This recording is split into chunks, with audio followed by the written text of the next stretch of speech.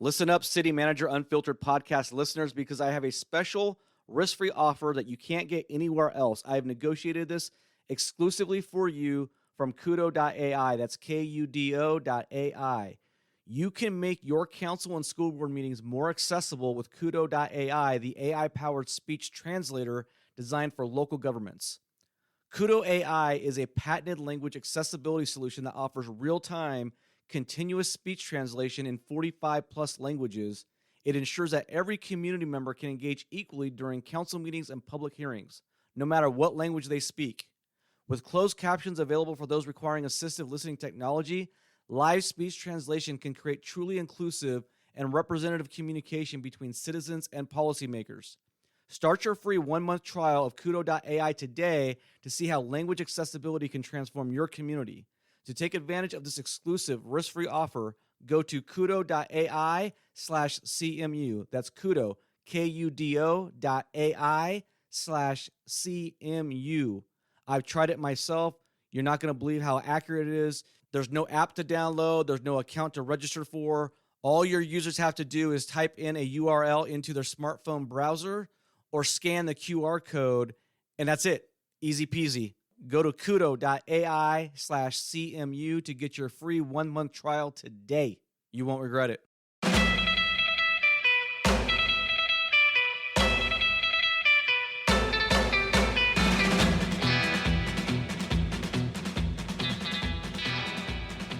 All right. I'm Joe Turner, and this is the City Manager Unfiltered podcast, a podcast for city managers and other public sector executives. It is the most influential local government podcast in the nation. And speaking of the nation, this will be the first episode of someone who's from outside the country. So I have a guest with me today, a very unique guest. His name's Todd Hopwood. He works for the city of Wollongong. I'm not sure if I pronounced that right. I hope I did, Todd. But you are in Australia, and you are the equivalent of a department head for a city out there.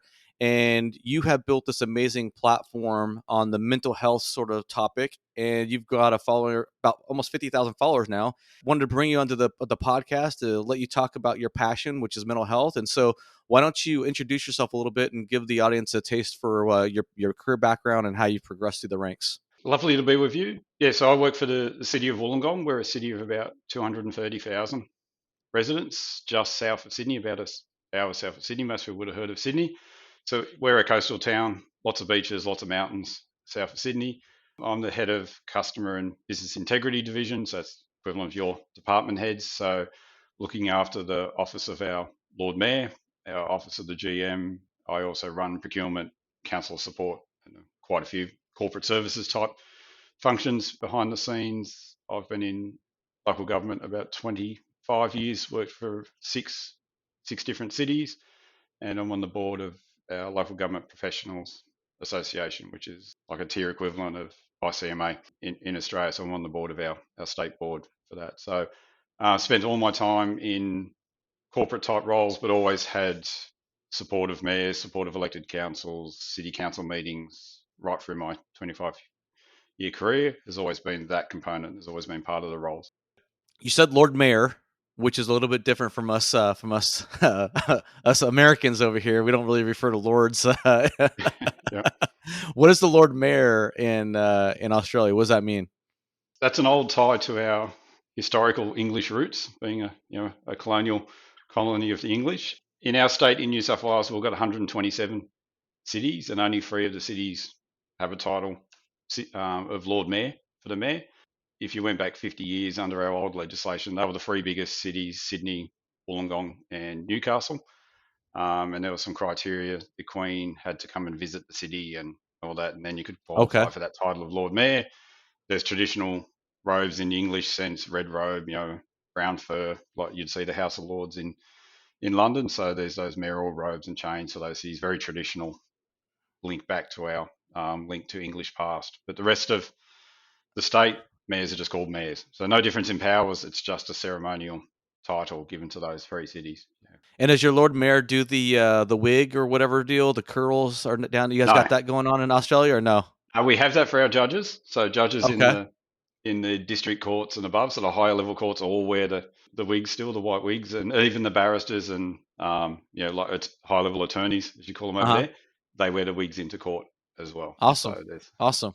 there's But still but some. the but the but the Lord Mayor and the mayor of the other 124 cities, they're essentially identical in terms of power. Like, doesn't mean that's not like a strong mayor. It's not like a strong mayor form of government we have in No, America. They're no. okay. No, we have a fixed form of government that's general manager Universal. mandated. Must be, yeah. So Okay. city manager equivalent must be in place, and the mayor only has ceremonial powers or any powers of the council that get delegated to them. So by definition, Lord Mayor is not a strong mayor model. No. Okay. And so in Australia, the general manager is the equivalent of the city manager, is what's called? Yep. Yes. Yep. Okay. And what are our department heads have various names, or are you guys just called managers too, or how does that work? A bit of chaos there. There's lots of trends in giving people new trendy names, but they can be head of departments or senior managers, Okay. divisional managers. Yeah, there's a variety of Gotcha. no Gotcha. set Gotcha. Gotcha. format in that sense. So you often have to tease out where someone is in the organisation if you meet someone from another council because the titles are just chaotic. That helps clear it up a little bit. I'm always kind of fascinated by how the English and the colonies kind of operate because it's a little different from how we do it. But you said that you are involved in customer and business integrity. What does that mean exactly? Is there equivalent to that in the States? I'm not sure what business integrity means in the context of Australia when you're leading that sort of department or division. So in that, I've got internal audit, fraud and corruption investigations, code of conduct, and various legislated roles we have quite a lot of control from the state government that dictates what we do. So there's a lot of legislative compliance. So I hold all those statutory requirements and make sure we comply with all the legislation the state government puts on us. We can't set our own taxes. We can't. We pretty much are set within a set of rules that the state government give us, and so I ensure compliance with all those requirements. We have about 158 pieces of legislation we operate under, and we've got to report back to the state on how all that works. So yeah. Okay. We've been in each other's networks for a while. We've interacted numerous times over the past, and you are involved in the mental health aspects, and I want to unpack that a little bit. And I've been a little bit leery of having heavy mental health discussions on the podcast because mental health gets a little heavy sometimes, honestly, right? I'm not sure if I always want to be in that mode of conversation. So we've been talking about you coming on the podcast for a while, and we're doing it now. And I kind of want you to first unpack your journey into the mental health niche and why this became a passion for you, and then maybe we can kind of plug into a deeper conversation on the topic and how it relates to public sector executives. So my personal journey and how it became a passion for me was I've had a lifelong caring responsibility for one of my children in the mental health space. They're in a good spot now into their mid to late 20s. So, but right through from early childhood to teens, significant mental health challenges, very significant bouts of depression, hospitalisation, suicidal crisis, and attempts. So that was a lifelong parenting challenge for me, and being there and supporting a child and family members through that sort of thing. So that gave me the personal connection, and obviously through that, learnt all the challenges and frustrations of where I've obviously have a significant public health system here, quite different to the US. The gaps and challenges there, the lack of availability of care, and when you need help in a crisis, it's just not there and not available. It's not a matter of money; you just can't find the services for teen mental health. So that's what made me get my initial passion for it. Obviously, going through that impacted me in a significant way. You want the best for your children, and reflecting back on it, I went through a marriage breakdown about 7, 8 years ago. Obviously, that sort of thing has an impact, but reflecting on that, what was the big impact was the fact that going through all those challenges with a family member, with my child, I literally told no one about it. Didn't tell work, didn't tell anyone. So you got lots of impacts. You could be up all night. You could be doing all sorts of things. You could have to leave work short notice, and you just constantly not living a lie, but you just spent 10 years not telling anyone about anything that you've been going through. And I obviously got very good at that on reflection. And so if you can put up all those barriers and not talk about that and still be successful at work, I was getting promotions, I was getting new opportunities, getting onto boards, and it wasn't impacting me in my work life. That was because I became essentially the world's best person Compart- at putting up barriers. Yeah, yeah, I'm an you're expert at that. compartmentalizing life. Yeah. Yeah, I could run courses on that. Yeah, not as a good habit, but that obviously contributed to a marriage breakdown because you can't turn that on, turn it off. you think you can, but you end up being closed off and all that. So reflecting on that, and what was an interesting point of that, my wife now, my lovely wife now, we used to work together at a point in my past. And when we started a relationship, having conversations about this stuff, and they realized they didn't know anything that was going on when you're co-workers. So that was Yeah. super awkward, and that was super powerful for me to show, how wrong I was in doing it. My co-workers would have jumped in, given me support, all the support in the world. So I had all this trouble doing everything on my own, but self-imposed stigma for no reason. Right. It wasn't. My parents didn't really talk about mental health, wasn't really exposed to it, so I had no reason to be like that. Yeah. Did you have any exposure to this subject when you were a kid? Was anybody in your family dealing with anything like this, or was this completely foreign and new to you when you had your child? It was completely foreign. Like when I look back and and you learn, you look back and you can see some patterns in family and that. But as a knowledge thing front of mind, yeah, definitely not. So I wasn't this self-imposed stigma that I call it wasn't anything other than, I think, mainly because it was my child and I didn't, you don't want anyone to think any opinion of your child. You just go, I'll talk about it, not at all, so that no one can form an opinion. And then that's what evolved into having all those barriers. So coming out of that divorce and then starting a new relationship, I've worked really hard on trying to put the barriers down and be focused on that. So it made me be, proactive in trying to talk about emotions and all that with those close to me. And then I sort of accidentally fell into mental health advocacy because I read an article about being open about mental health in the workplace, and I came across some information of a person that used to do their mental health form score, did a score out of 10 every day, and then said it to those around them so they knew how they were going to, as a way to start the conversation because you don't know how to talk Wait, about wait, things. say So say that again. What were they doing every day? giving themselves a score out of 10 on how their mental health's going, based on your sleep, how you're feeling, do you feel productive, just general mental health, Self-assessment. and telling those around you, so I'm a 5 out of 10 today, so they can check in on you and all that. So Interesting. I I read that article, and I just a week earlier I'd started my job at Wollongong, the city of Wollongong. I'd literally just started that about 6 years ago, and on one of my walls there was all this whiteboard paint, and so for some silly reason I wrote my mental health score up on the wall. I said Todd's mental health score, and I wrote the 10 questions I asked myself and put it up on the wall to be proactively a bit more open about things because I Wow. was trying. Because I was the new guy at work and a senior manager, the comms team put that on the intranet and all that to sort of celebrate, this slightly weird, eccentric guys come in doing this stuff, thinking that's what I do all the time. But And that's how it all started?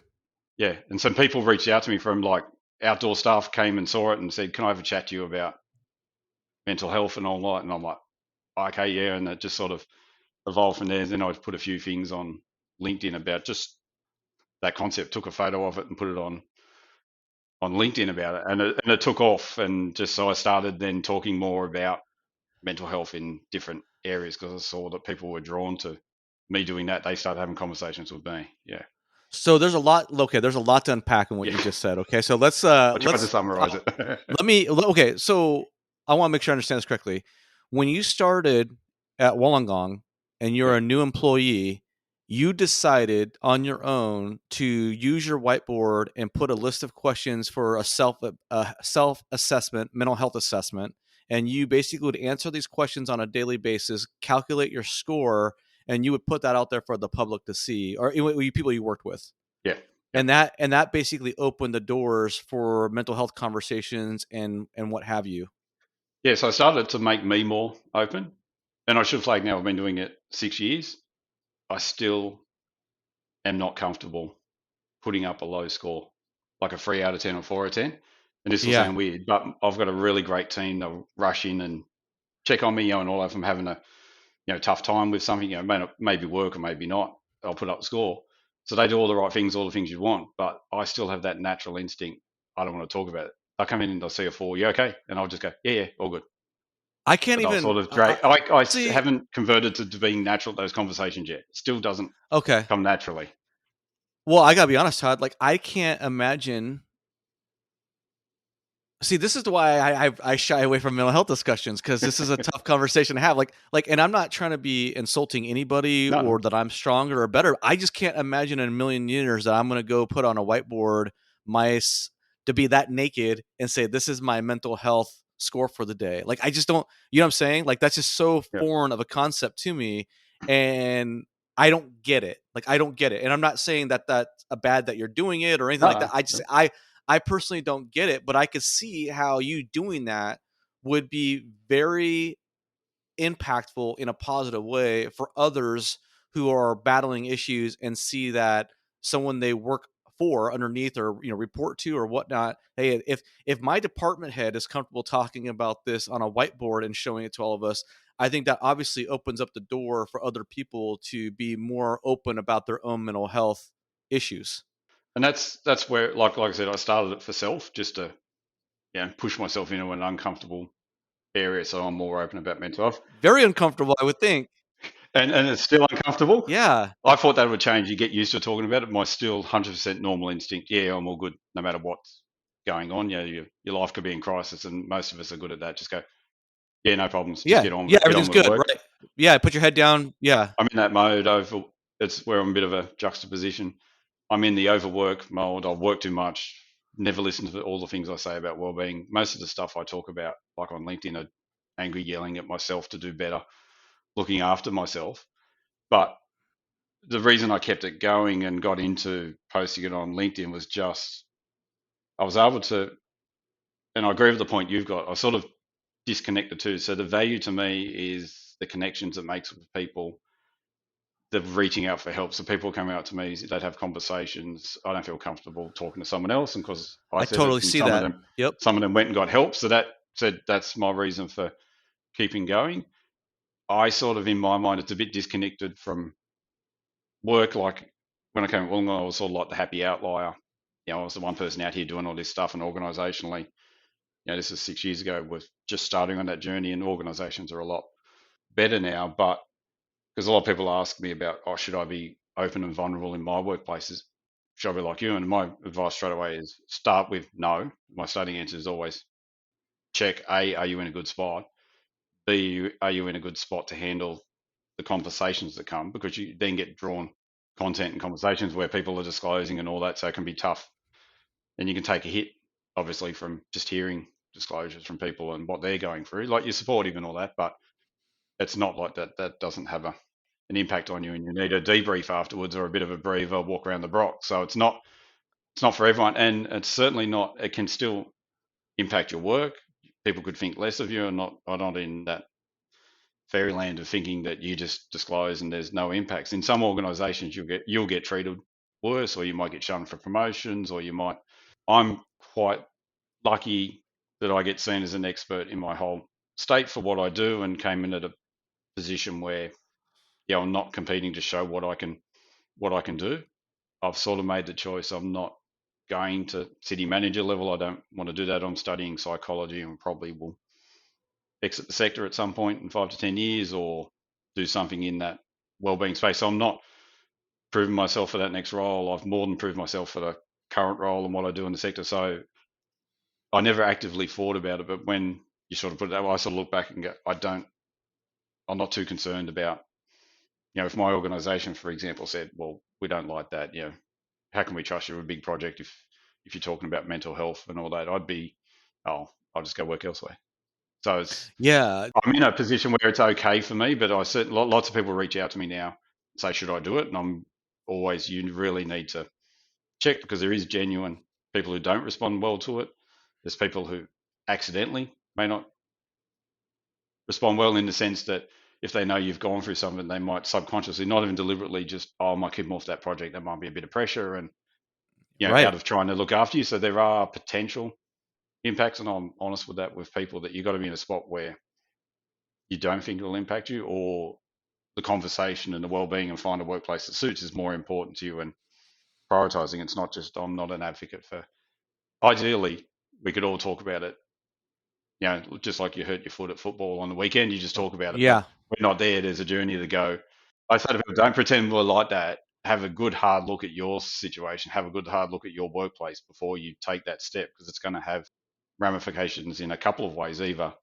positive or negative, or impacts on you in terms of what you feel. In some organizations, it could still be a detriment to your long term progression. So, yeah, I sort of start with no when people say, should I do it? Yeah, you have a good think, then go, that's right for me, not just that's the thing to do. I see these people doing it. And So earlier in when you're talking about, the scoring, if I understood you correctly, I think you said to something to the effect that you still do not feel comfortable putting a low score on the board when you're feeling down, right? So, yep, do you artificially inflate? So you're basically saying that you artificiate some of your days no, when they're bad, or are you saying you put them down, but you just don't I like put putting them it down? down, but I dread the conversation that'll come because my team are great. They'll wrap around and they go, "What's?" And I want to, which all the things you want. And I'm Yes. all for that too. I'll do that for everyone else and have that conversation. I'm just saying, for me, if I put a 4 out of 10 or a 3, and someone comes to have the conversation, I just want to put up the barrier and say, "Go away," because my natural instinct when it's tough times, just leave me alone. I want to talk about let me get into work. I work even harder when I'm having troubles. Lots of us are in that phase. You throw yourself into work and do your exercise. Like I do lots of try to run when I'm having tough times and all that. So that's my mode, is to go silent and alone to deal with things, and that's how I process.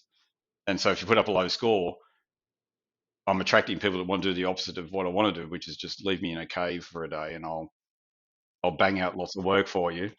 But that's the intent of the design, right? Because Yeah, basically what you're saying is when you feel low, you shouldn't put your head down and just barrel through it. no, That's not healthy, right? So no, the beauty of the system is that you are creating a mechanism in place that sort of protects, like it's like a stop loss order in the stock market or something like that. It yep. protects you from yourself because you're Doing putting the it out there. natural You're laws. being Yep, public.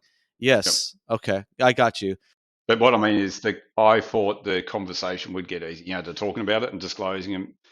We all know, and my wife's a empath, and on that side of, really comfortable talking about emotions and all that. I thought you'd over time drift, become more like that. You can have the conversation, you can say all the right things, but the bit that hasn't changed for me, and I don't know if it would be for anyone else, is I haven't moved to that point where I just will trigger that conversation myself. It still has to drag it out of me. And my wife, even because we talk obviously about all this stuff quite regularly, still will have conversations where it's dragging. There's a lot on at work and got lots of projects. You'll go, "How's it going?" And I say, "Yeah, all good. All right." Yeah. So Yeah. it's Yeah. it's a reversion to your natural way of doing things. Yeah, and that whole compartmentalization thing that you talked about earlier, which is something that I'm really effective at. I don't know if you've listened to the episodes I've discussed where I was molested in my youth, but Yep. I've had to endure child molestation and abusive situations and parents who are drug addicts and growing up in really dysfunctional environments. And you become really good at compartmentalization, and that's a survival mechanism. The problem Yeah, is it's when you carry it important to into get yeah, through. Yeah. but the problem is when you carry it to adulthood, it can be extremely, extremely counterproductive, especially when you're trying to establish meaningful relationships with a spouse or what have you. Yep. And earlier, you talked about that you and your wife went through a divorce. I assume is she the mother of the child that had some issues, or Yeah. So I was married, and then we had a couple of kids, and that was so my wife now. So we're married. We don't have kids together. So we've only been married about 5 years. But yeah, my previous wife, we had the children together. Yeah. so it was the accumulated trauma of you trying to process and navigate those issues that kind of led to the relationship kind of dissolving, I guess. So the stress and pressures of it not really being handled properly. Is that a fair assessment? Yeah. So when you sort of look back on, you know, hopefully we all do when we have a life changing event. It's you look back and you go, every relationship has troubles, and then you got things to deal with, and you got to work together. Collaborative. If you're compartmentalized and shut off, when you come to those big moments, you don't do them properly, or you ignore them, or whatever. So you can do that classic drift along and then look up. Then you realize, you're completely moved apart without you knowing, because you're compartmentalized. You're not checking in on all those things. So you just wake up one day, and that was the situation for me, that you spend so much time with it switched off. For some reason, you switch it on for whatever reason, and have a good hard look at yourself. I can't even remember what my life moment was to make me look at myself, and you realise, yeah, that um, you drift apart, and B, you're not interacting properly because you've got your emotions turned off and all that sort of stuff. That it just gets to the point of, yeah, it just doesn't work. So in your current relationship or your marriage with your wife, right now you on a daily basis at work, you have your mental health score check-in, right? Are you Yep. doing something similar with your wife on a daily basis when it comes to that? Or how does that work? Or how do you navigate that those connections? That's that's tougher because one of the issues I face is if I do this at work and then have some conversations with people, I want to come home and relax and to me, switch off from that.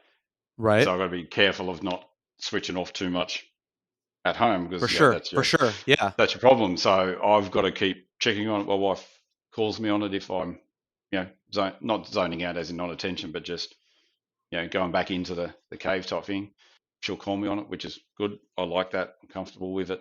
But it is still a natural thing that, you revert back. And when you get home, you want to go into your safe spot. So it's particularly hard. It's just, to me, it hasn't changed with all this work I've tried to do. It hasn't changed my natural instincts. It's just got me better at recognizing it. I don't recognize it quick enough. Because I could be in a conversation and just switch off, and then my wife would call me on it, and you're like, oh, okay. Yeah, it could have only been a minute, but you can see you shutting down the emotions. You Yeah. get caught on it, and then you come back, bring that part back. So it can start without you realizing it. So it doesn't become a problem because it's an open part of what we talk about. That that's my natural instinct, and that's not what I want to do. So she'll mention it.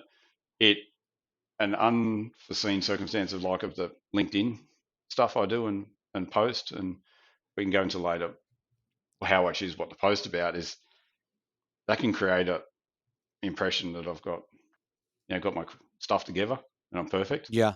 Yeah. because I try to keep that stuff positive. You're curating your best image or yeah. Because what I do is I work out my posts are usually I've seen something go wrong. A lot of it's workplace based. I see something go wrong in a workplace that's not done well, but I'll always try and go, here's the way you should handle that. I don't point out here's a bad way of doing things. I try to say here's a positive way of doing it. So it looks all positive and all that sort of stuff. So That you got your stuff together and that yeah, you're perfect. and I post sometimes every couple of months. I make sure I do a post and go, this stuff I post is because it's usually based on my mistakes. I've got such good content because I stuff up all the time. Just human. So I take what I Right. see, others' mistakes and my mistakes of how we deal with people and spin it around and go, this is what it should look like in our workplaces or whatever. What it does is it creates that false impression. I'm definitely not perfect like that. But as the follower counts have gone up on social media and I'm well known in our sector for doing this, and my wife works in the same sector, people can come out and go, oh, Todd's great, and all that sort of stuff. And if I've been a shit at home the day before, and my wife is hearing how great I am and going, hey, you should come home with him. So that's interesting because that's curated. I don't curate it for image, but like I said, that's my style is to take a problem and then talk about it in a positive way. So yeah, I've made a point the last 2 years is every couple of months I put up a post to say, don't think this is me. This is just content. That you're I'm saying, perfect, yeah, right? this sort of, and it's just weird. It just brings Yeah. that sort of thing. I'm a bit of a introvert. That goes with that compartmentalizing and all that sort of stuff. So yeah, going to sector events and people think because you've talked on the internet about mental health that you're the you're the extrovert in the room and don't want to chat your ear off. That's the opposite of what I am. It's funny, Todd, because in many ways I come off as an extrovert. I do a podcast. I can be pretty gregarious in person, but I have a lot of introversion. There's a lot of qualities about me that are very much in tune with being an introvert. So I can identify with that very well. Earlier, you said something that I wanted to touch on a little bit. And this was going back to not discussing or talking about your personal situation with your child at work. Like you didn't share that with people. Yep. And that's one of the reasons why I've kind of also avoided talking about mental health in some respects over the years is because I don't want people to hear something about my background and then think they have me all figured out and they go, "Oh, that's why he acts that way," or Yep. "That's why he's doing this," or "That's why he's saying that," or "Oh, that explains it." I think for me, there is a sort of like, "What the fuck are you talking about? You don't know me just because I've talked about a few Yep. things here and there," right? And so I think there is a lot of hesitation on many individuals' parts to talk about their mental health struggles because there's that concern that all the armchair psychologists and therapists out there are going to get dialed in and think they know everything about you, right? Because we're really good about talking about other people and assigning Yep. assumptions and expectations on others, right? But how often do we do this to ourselves? So I think that's one of the reasons why I've been really leery in the past of talking about mental health issues. And then as I've gotten into this podcast and I've created this platform, and I've gotten a little bit older. I'm 47, and I guess I've just kind of thrown my hands up a little bit and said, who gives a shit? Like, who gives a shit if people know that I was molested as a kid or that I've dealt with X, Y, and Z? Yeah, some people might have their assumptions and these, or these, poor assumptions, right? Or these Yep. misperceptions, but am I helping other people who might have gone through something? And is that more important than whether or not some person who I don't have a relationship with has some sort of perverse understanding or perception of who I am just because I shared something personal? Does that make sense? Oh yeah, 100%. I think that's the far evolution of, as we start to talk about mental health in society and workplaces, is that non-judgment and understanding that it's part of normal life. That's way down the track for most people. Most people still see mental health. If you say the word mental health, there's something wrong with the person. It's a problem. Like if you say the term physical health, people think good. If you're in, you hear the term physical health, you tend to think someone's healthy. You hear the term mental health, without any context, you tend to think problem. So that's got to change. But I think there's a fundamental reason behind that. And I think the fundamental reason to that, Todd, is that when we think about physical ailments or injuries or conditions, they're more often than not seen in a temporary, transitory sort of state of being. Whereas I think in America, I can't speak to Australia, but I get the sense that in America, and I think this is changing, but I think by and large, historically, when we've talked about mental health issues, there's a level of permanence to it. There's not only is there a level of permanence, there is a level of very little elasticity, I guess, in the ability for that individual to improve that impairment. So the idea is like you're just locked in. I guess if you trace the history of mental health in the United States, for the longest time, it was like people who were severe mental retardation or whatever Yep. the correct phrase is. If I'm offending somebody, I'm sorry. Whatever the correct terminology is, right? There was this idea like it was severe mental impairment that could not be fixed, right? And Yep. I think that's going to have to be part of the evolution of this discussion is educating the public as to, hey, a lot of these mental health issues are temporary, they're not permanent, and they are fixable or curable, and they're not set in stone. Does that make sense? Yeah. Yeah. 100%. And like, I think there's no difference between Australia and the US in that sense of that viewpoint of, if you're scarred by that or you're marked with it, then that's a lifelong thing. I've still got a view that every problem is your solution anyway, and that's part to me. It's partly the solution to go, yeah, it is lifelong, but that means we've all got it, and 90% of us aren't honest. That we don't get into genuine crisis, but we go down into those dips. We have anxiety, we have profound fears of taking on, and most people talk about public speaking, and that's an easy fear to identify with, but it can get to the point of people might refuse to do any speaking at work and all that sort of thing. That's a severe anxiety.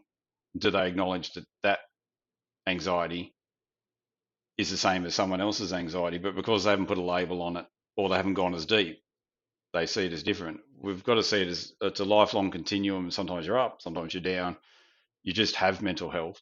Everyone's got mental health. Sometimes you'll be down here, other times you'll be up here. Sometimes you'll be in control of moving yourself in and out of those. Other times you might need a bit of help to pull you up or pull you back down as well. If you've got things like bipolar disorder, you can go too high, too positive, too energy, that could be damaging to others and to yourself. But something you said that I picked up on is that you talked about that judgment angle from other people. To me, that's really important. To me, that's part of why I can do what I can do. I'm not overly concerned what people think of what I say in that space, or not concerned about how they judge me. I have a view in mental health, in work, in all sorts of things. If I wouldn't seek your opinion and advice because I respect you, I'm not worried about your judgment of me or your criticism. I know whose voices are valuable, and if their judgment of me is important. But if someone is not important enough for me to seek their counsel and all that, not to say that they haven't got a valid opinion, Right. but I take my self worth from hopefully myself first. I talk a lot about people working on the good voice in their own head. That's the number one most critical voice we have is ourselves. In every Yes. aspect. It's not just mental health. It's just, will I have a go at that project at work? Will I take that risk? When organisations are risk averse, it's essentially a whole collection of people who've just got that voice in the head of going, no, it's not worth it. That hold back voice. So that self voice saying that doesn't matter what I say, I know what defines me, what does me, how I'm productive. I know that I can talk openly about mental health, and luckily, like for the last 5 6 years, I haven't had any crisis events, but I have bad days, and it's sort of up and down. So I'm more on a bouncy continuum. But if I had a bad day and it was a 3 or 4 out of 10, I have no concerns that my opinion of me wouldn't be, I'll still be productive at work. I'll take a space when I need them. I go for a walk around the block or do my techniques, but I know in my self worth that that doesn't impact on me being able to deliver. And if in a workplace sense, if I needed to take time to get myself right, I shouldn't worry about it for work. If I needed to take 2 weeks to get me right, if I take that for 2 weeks for mental health reasons, then come back and I'm super productive for the next 4 years. How's that different? Someone going to Mexico and lying on a beach essentially could be doing the same things without actually verbalizing Right. out loud. They could be at burnout. And most mental health impacts and well-being impacts are not diagnosed. They're, classed burnout, or you're not looking after your self-care, or you have bad eating habits in response. You might have heart problems. It's all part of that mix of life is not working. Classic mental health diagnosis is one way it can go wrong. It can be bad relationships. It could be toxic use of alcohol and drugs. To me, in the workplace context and leadership, it's all the same concept. Are you juggling every pressure that comes at you with enough outlets to make sure that you can keep producing at the high level you want to produce at? And not everyone will have a mental health diagnosis as the outlet, but people who work at toxically hard levels and high levels and don't give breaks and don't give themselves self-care, it's going to show up somewhere. Yeah. It could just Yeah. be they're just abusive and a bit of a so-and-so to their staff, because they're always snappy or whatever. There's going to be somewhere, that might be the minor level that you're just a grumpy so-and-so, but your health's going to pay, or your exercise will pay, or your eating, or your relationships, or your own mental health. It's going to go wrong somewhere Yeah. if you haven't got Something's your got to give, right? leadership mix set up. Yeah. So, in your opinion, and you've, like as we said, you've built this incredible platform of being a mental health advocate on LinkedIn, and I assume other social media channels. I'm not sure what other No, I'm media just channels on you're on. the, I'm Are you just just on on, LinkedIn too? I'm just Okay. on old man social media. Me too. You and me both, brother. I only got time for one. I can't multitask and do the gram too. Yeah, people say, oh, you can just copy the post over. Yeah, that still sounds like too much effort. You and me both. I'm like, I don't get it. I don't get it. Um, so obviously, my audience is comprised primarily of city and county managers, assistant, deputy county managers, city managers, Yep. and we have department heads, elected officials, but public sector executives. What, in your opinion, is something that, or what are things that executives can do to promote better mental health within the organization? What do you see as the evolution or the trend for, hey, how do we create better awareness, better acceptance of mental health issues? How do we provide environments where employees are better cared for or allowed to care for themselves? Like, in your ideal world, what does your ideal world look like in a public sector organization when it comes to mental health? And that's a big question, and maybe not a It's fair a, question, but it's not one I've got a prepared answer for. okay. I see sort of like there's two angles to me in that sense. And I think COVID and all the shutdowns and the good and bads of all that gave a glimpse of some good. The toxic impacts of work, like the whole callback to the office type routine now, what's happening underneath the surface is people have been able to alleviate things that are toxic to their particular set of circumstances. It might be easier for them to get the kids. They might not have to do a 2 hour commute. Or one thing I'm passionate about when I advocate at my organisation to not just get rid of flexible working is the people who have severe anxieties, that sort of thing. That the talk at the bubbler and in the kitchen can need a half-hour decompress later. Personally, they still get all their work done, but it's tough on them. They've got to go home and just social interactions are hard for them. So COVID, in one sense, gave a glimpse that people could then set up their own lifestyle. Work kept them here, but then they could reach out and take the social connections as they saw fit. So, to me, bringing that into the workplace, not as in flexible working and stay at home because of COVID, but that attitude of how does someone need to be able to interact in the workplace? Those conversations of what do you need? Thinking about the people that are that are in front of us in meetings. So one of the things I've been passionate about lately and talking about is the extroverts win in meetings at our workplaces. That so as a leader, the simple task of making sure if you know someone's a bit introverted or they're a bit they're more thoughtful and take on opinions, make sure you circle back to them at the end of the meeting, because at the end of the meeting they've synthesized, they often have the better ideas because they're sitting analyzing, watching everyone's thoughts, and then they'll have one constructive thought at the end. So circling back to those people, because extroverts tend to blurt out and think as they go, and you shape ideas and there's that collaborative approach, but there's that other type of thinking. So allowing for that other type of thinking that's in your workforce and is sitting there with brilliant ideas, how do you bring that to the table when most of our traditional business approaches are built on extroversion? So I know that's separate to well-being, but yeah, but in that leadership sense, yeah. But and if I'm tracking you, you mean don't necessarily call on them in the meeting and try to force them to be engaged. You're saying, "Hey, make sure they don't feel unseen after the meeting and Yep. make sure You you could go do it and after, try." yeah.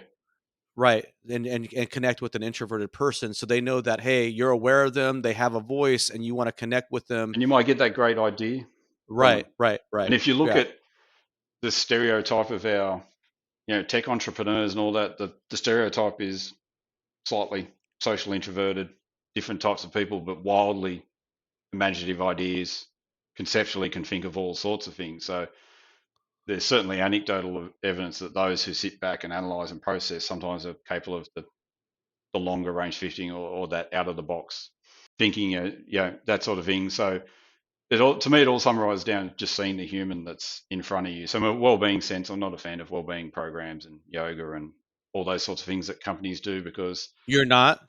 no, Why is people that? don't. Um, when you're in a tough spot, you don't do that stuff.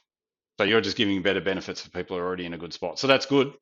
Don't say don't do it, but if you think that's going to help the person who's got anxiety or depression, they're not going to reach out to those services. They're struggling to get the motivation to get out of bed and get to work and do all that. If they tick that off for the day, they'll collapse at home and job done and success for the day. So how does a leader reach those people? Or how does a leader even know those people exist in the organization or struggling? I think that's the kind of one of the challenges of mental health, right? Yeah. Is like kinda getting back to your situation that you said at the beginning, no one even knew your story, right? So how does a leader maybe how does a leader even break down that door and make that connection to try to build that relationship with their employees to know that stuff? To me, reflecting back on that accidental Or journey or I've or said or I've had, yeah, and sorry to step on you, Todd, maybe yeah. to get back to your self-assessment on the whiteboard, maybe that's one of the ways you do it, right? Because you're essentially saying, "Hey, I'm putting myself out here. This is my issues," and you're sort of, I guess, implicitly opening the door to anybody who wants to come in and talk to you about these matters, I guess, So right? that's a very overt way. But looking back, the way I did things, obviously it was done without a plan, obviously, and it evolved. But I didn't have a relationship with those people. Some of them were, out in our parks team and they saw the stuff, and so didn't interact with them any day. So they didn't need the relationship to come and speak to me. They sought me out because of things. So that's where I think, like leaders and like city managers or department heads, you don't have to have that connection and know someone's an introvert or know that sort of thing. If the environment is trusting and open, those people over time will reach out if they see a safe way. So a CEO doesn't, or a city manager doesn't have to be the open person, but if they see an example of it in their workplace, they can champion it. And so, look what happened over there, because then there's that tick of people sometimes are waiting for an endorsement, like I'm senior in my organisation. Someone senior did it when they probably talked together like that. So it's just got to be seen as a over time. The first step is to be seen it's okay to do it, and someone's done it, and the organisations acknowledge it and go, that's a good thing. So that would be taking advantage of a scenario that happens in your organisation organically to promote that. And if you don't have that, you might promote. Yeah, you might share a clip of something you see on the internet with your teams and stuff like that to show the conversations are okay. It's yeah, because That's what I was just going to ask you then, Todd. Is like how does a leader then create an environment or build that environment of trust where people feel open talking about it? What would you do, or what do you do in order to create that trust? it's sort of like the other day I was listening to one of your other podcasts with Brooks, and you talked about risks and the ability to take risks. I think it's the one trust environment. It's not a different trust Okay. environment. Okay. Leadership creates trust, but not in wheelhouses. So if you've empowered people to take risks, for example, there's a trust in that whole element you talked about with Brooks was plenty of people willing to take risks, but it's more the response. And yeah, take the risk, but you get your head kicked anyway if it goes wrong.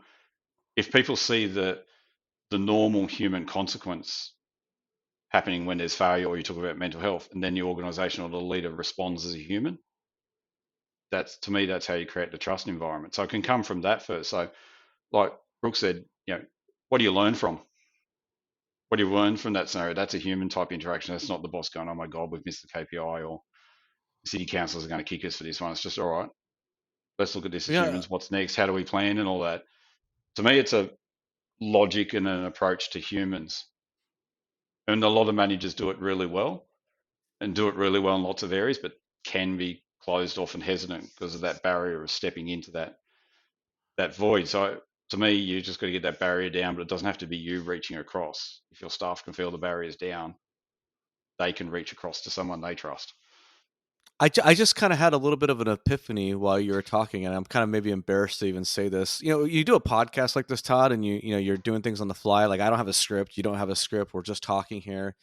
And I say things out loud. And I go, man, do I sound like an idiot? Am I just gonna sound like the biggest rube or just dunce, in the world? But when you were just now talking about trust, and you equated a trustful environment for taking risk with also mental health. I don't know if I've ever consciously understood or processed the idea that trust is something that is universal in a sense. Like I've thought about, create an environment that in my head, I thought, okay, you want to create an environment where it's okay for people to take risk. That I've always just thought, okay, well then you talk about creating an environment where it's okay to take risk. Yep. It never occurred to me that the trust or faith or relationships or the environment that you create to allow for that risk taking is also transferable to say mental health issues, right? Because you're Yep. essentially saying that trust is this universal concept. And I've always just sort of kind of assigned it to a specific category, if that makes sense. Hmm. It's the way I sort of describe it is, and I sound like I've written a book on it when I say describe it in the last 30 seconds while you were talking. I put it together. Um, when people are risk averse or worried about taking risks, to use that example, their worry not overly is not the project going wrong. They're worried about that. But what's the human impact for me? Is it, will I get sacked? Will I get yelled at? Will I get treated bad? So it's back into them as a human and how they feel and how they self value Right. themselves. So that's the trust. I will still be valued as a human, or the opinion won't go down, or all those things that can contribute to our well being and how we see ourselves. That's what they're worried about. On a basic level, am I going to get sacked and lose my money and safety and all that sort of stuff? But is the boss not going to like me? Are they going to take projects off me? If I fail, I won't get more. Or to the worst extent, if there's a real bad reaction or their anxiety is bad, will I get treated bad? Will I get yelled at? Will I get punished? To me, it's that the thoughts of the people subconsciously a lot of time in that risking is what's going to happen in that human interaction if it doesn't go well. And so that's, to me, the trust is knowing that you'll be safe in those human interactions with your bosses. Is So when you talk about building trust, and this is not, I'm only being half serious, half funny here, but I'm kind of being serious. If a leader of an organization or a department head shared this podcast episode with their subordinates, right? and said, hey, this is a very powerful episode on mental health. And this is going to sound Yep. self-serving. I'm not trying to sound self-serving, but you're saying that that would be a powerful cue or a powerful signal to the organization to start having more open conversations about mental health. Is that fair to say? I mean, I know that it isn't, you don't just say share one podcast and we No, trust each other. That's not how that works. But I think that's what you're saying is things like that help signal a trusting environment and start creating that environment where people feel more comfortable talking about, right? it's going to be okay. The end, what you're worried about or stressed, in terms of talking about mental health, people are worried about how they're viewed or whatever.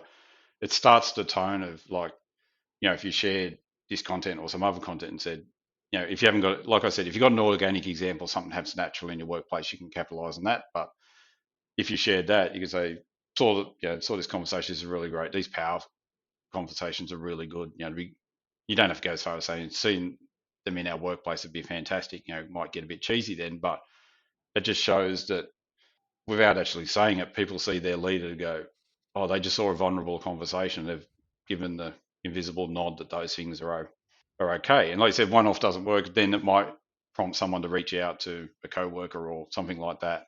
So there might be Okay. opportunities to get that momentum, and then people hear over time. And like that happened in our organisation. People heard they could come to me, and then I spoke at a mental health day we have in Australia. We have what's called Are You OK Day, which celebrates mental health. So I did a talk about that, and then that sort of radiated out, and then it was able to build on, and it became a thing in the sense that I started the organisation and was sort of this outlier in that sense because everyone was, what's this guy doing writing about mental health on his walls and all that sort of stuff. And I'm not taking credit for changing the organisation, but the organisation at that same time was looking at mental health, and so that was part of the conversation in it. You might highlight the senior manager talking about it, and then we did that Are You OK Day event. So one of the senior legal officers was happy to talk about their anxiety, lifelong battles with anxiety, having a high-powered general counsel job, and then having to go away and take time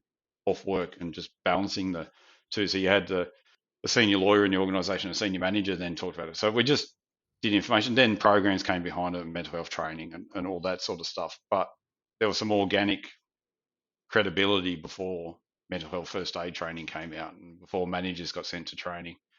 The organisation had seen it come out. If the first thing an organisation sees is a program or an announcement that's corporate, we're going to put all our managers through this training, which is all really good and really valuable, but that won't create trust because how they know you're not doing it because that's what everyone does or that's part of your program. So you got to do those things, but what's going to be your thing to take it away from a program as such? Because training managers is really good, but as an organisation, you should want your staff. It doesn't matter who they go to. They could go to a department head 6 departments over and know it's okay to go talk over there.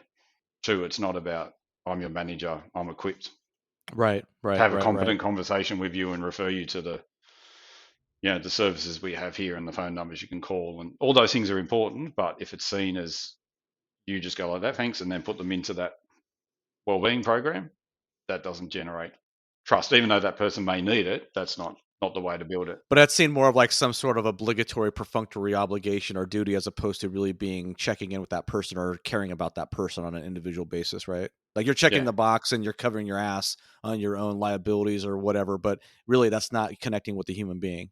no, no, and you might only get a partial. They might not give you the full story or anything like that if they sense. And to me, those conversations are the same conversation for anything. If people were coming to you to talk about disclosing a sexual harassment in the workplace or something, all sorts of sensitive things that can come up, and they got a sense that you remember back to your training, and they can sense you're going through the motions of doing all the right things, they may close down and are brought back out. It's just in that moment when someone's in front of you not talking about work, talking about being a human, the ability to stop being the boss for 30 seconds and just, conversation, human to human, just listening. Yeah. As bosses, we solve problems all the time. We're solutions focused. You wouldn't be getting elevated if you couldn't solve problems. But a perfect mental health conversation is sitting silent potentially for 10 minutes, just letting the person talk to you. And all our training and all our expertise is the opposite in our management senses. If you fought about and all that, it's the longer you stay silent, let them connect with you, that builds that trust. I got to tell you though, Todd, we all know, man, the human problems are so much different and complex and just hard to handle compared to, a 100%. brick and mortar problem, right? But the advice I give to everyone now, they talk about managers and that, and we get training, but people come to me, what do you do if someone comes to you? All the expert advice in the world is you're not to solve it. You can't solve it. You're not an expert in mental health, whatever it is. It's to listen and then go, all right, what can I do to help? Would you like to chat to someone? Do you need any help from me to find someone to chat to? That's the way those conversations should go. So there's a lot of fear of, oh, what do I do? I won't know what to do with what they say. Some people are daunted by the content, but it's more, what do I do? That worry of, will I get it right? What I do. The basic script of those is just listen and go, what do you need from me? Is 90% of the job. Well, I think it's a powerful thing for you to share because the irony or I don't know, the crux is sort of like we are all in the find solutions to problems business, right? So when someone comes to 100%. us with Yeah. an issue, our natural instinct not only is that we're wired to solve problems, but also we want to help people. Just that's our general state of being, right? We want to help Yeah. people. So how do I help you get to a better place? And I think Yeah. that's why it's also, I think that might be one of the reasons why it's very overwhelming of a topic to talk about mental health, because in many ways, if you're looking at the person who has a mental health struggle and the person who doesn't have the mental health struggle, right? It's almost as much anxiety inducing of a conversation for the person who doesn't have the issue because Oh they're yeah, trying to figure out, definitely. how do I help this person? And we don't want to feel helpless because feeling helpless feels terrible. Exactly. And so that is the genuine, and I hear it so much. And obviously there's training out there that people can do if they're really interested in that and have how to have those conversations and the approach. Like in Australia, we have this program called Mental Health First Aid. I don't know if it's in the US where they formally train people how to do those conversations and listen and then work out how you do it. At the end, you basically listen, affirm everything they're saying, and then at the end, all right, what can I do to help you? What do you need? And you sort of sometimes got to be a little bit suggesting, would it be a good idea to talk to your doctor? Have you got something like that? That's a good natural outcome, other than better than going through the program and then go, oh, you could ring our what we call the employee assistance program. Here's the number. Give them a call, because then you're back into corporate. If you just go, what can I do to help? Can we get you to chat to someone? Would you want to chat to someone?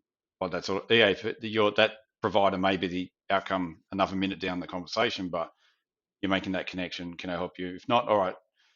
And if they say, no, I don't want to do all that, then it's just, to me, it's a personal commitment then to sort of say, oh, look, is it right if I check back on you in a week or so and just have a chat, see how you're going, and all Yeah. that sort of stuff? Because you can never force people into this. Obviously, if someone's in crisis, then we ring medical authorities, but they just go, okay, loop back. And then sometimes that second conversation, because then there's that trust. You didn't disclose what they said to other people, or they could be hesitant in that. Then you circle back and go, just checking in how you're going. That's all you need in that conversation. Then they get to talk again. So there's not much talking, and that's really, to me, it's just making that connection. Go, how can I help you help yourself? You never say those words, but essentially, do you think you could, you know, chat to someone or stuff like that? And then you just be there, that person. Then if they need that help to make that step, then you can jump back into being solution first. Go, all right, would you be comfortable if I get some numbers for you or some information for you, that sort of thing? Yeah. And you might give them back the EAP stuff that your corporate programs. But if you say in that way, I'll go away and get some information for you, not just here's a card, then you might come back with some options, and they've got that connection of trust with you. It's just a different way of doing the same conversation. But yeah, Well, man, Todd, we are literally just over the hour mark on this podcast. We've blown through it. It has not even felt like an hour. I have a confession, and I kind of alluded to earlier, is I was dreading this sort of interview. I was dreading this conversation. We've been following each other and we've been in each other's feeds for quite some time. And I know that you have a significant following. I know you're passionate about this, and not like you were beating my door down, but like, hey, can I come on the podcast this week or nothing like that. But, we've had some conversations, like I said, over the last several months about you being on the podcast and we should make it happen. And I wasn't really excited about the idea of having a mental health discussion on the podcast. I'll be honest. Like, I mean, it's like I wasn't sure how emotionally taxing it was going to be. I wasn't sure where it was going to go. I wasn't sure how raw it was going to get. And so in many ways, I kind of pushed off the conversation and sort of kicked the can down the street. But I really enjoyed our talk over the last hour. And I think there's a lot of useful content in there that I hope other people who are listening to the podcast will get some value out of. So I really appreciate your time coming on the program. Thank you. I think it's just like we just did. It's just having normal conversations, just Yeah. about what's in front of you. You know, not using terminology or labeling and all that sort of stuff. Just unscripted conversations of what we're like as humans. So Yeah. yeah. Is there anything or any final words or thoughts or comments that you'd like to leave the audience before we wrap this up? Um, Given that we're talking to city managers and department heads and all that, is 100% self care first. That whole airline analogy, put your own mask on first. You know, make sure you get some version of a lunch break. If it's walk around, sometimes I walk around 2 blocks for 10 minutes just to get sunlight in my face or pouring rain, whatever it is. Just find your own outlets, find your self care, whatever it is. If it's 4 a.m. jogs, if you're a workaholic up early, whatever it is, watch your outlet. Do them religiously. Doesn't have to be preset, doesn't have to be therapy based, doesn't have to be, you know, you can sit and play PlayStation, eat an ice cream, whatever your thing is that gets you back down to a reasonable level, because then you're better for yourself, but you're ready for those conversations with anyone Excellent. then. But Excellent. more importantly, it's all about self first for me. Do you have anything you want to plug as far? I'll put a link to your LinkedIn page in the show notes. Is there any website or anything you want to share with the audience or anything like that? I'm involved in some local mental health charities. So I've got, you know, wearing a shirt here down in Wollongong. So we've got a men's mental health and prevention of domestic violence charity called Healthier Illawarra Men. So that's just basically doing all this thing about awareness with outside our workplaces, just in the community, just getting men to, given they're overrepresented in stats in, you know, suicide and negative mental health outcomes. There's a group of us that are just pushing it outside the workplaces as well, just trying to get those conversations going. But yeah, to me, it's just, yeah, the more people push this, you know, if one conversation leads to someone getting some help, yeah, Yeah, absolutely. that's what we I don't do it even know if for. I don't know if I should share this, but I guess I will, since it just happened last night. I literally got a call from a family member that one of our a distant relative committed suicide. So that was an Oh, interesting conversation last night. But yeah, sorry to hear that. yeah, it's It's all yeah, too and common. Yeah, yeah, it is. It is. It's a sad story, obviously. Thank you very much, Todd, for coming on the program. I really appreciate it. I enjoyed it. And like I said, I think there was a lot of I know I got me to think about things in a different way. And I think other people who have listened to the podcast will also come away looking at the issue a little differently. So thank you for your time. thank you. I'm Joe Turner. This is the City Manager Unfiltered podcast, a podcast for city managers and other public sector executives. It is the most influential local government podcast in America. And I'd like it if you'd hit that subscribe, follow button so you don't miss an episode in your platform of choice. And if you've not left a rating and review on your platform of choice, especially those Apple users, I would appreciate it if you give me a nod, get that 5 stars up. I appreciate it. See you next week.